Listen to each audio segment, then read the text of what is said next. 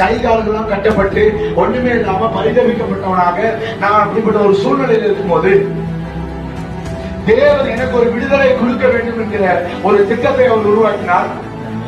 அந்த திட்டத்துக்காக இயேசு கிறிஸ்து பரலோக தகப்பன் உங்களை என்னை உருவாக்கியவர் மாம்ச சரீரத்தில் இறங்கி வந்தார்.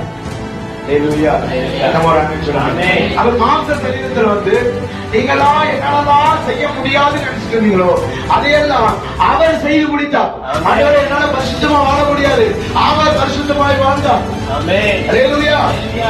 எடுத்து போட முடியல, அவர் இச்சையே இல்லாமல் இந்த பூமியில வந்தார்.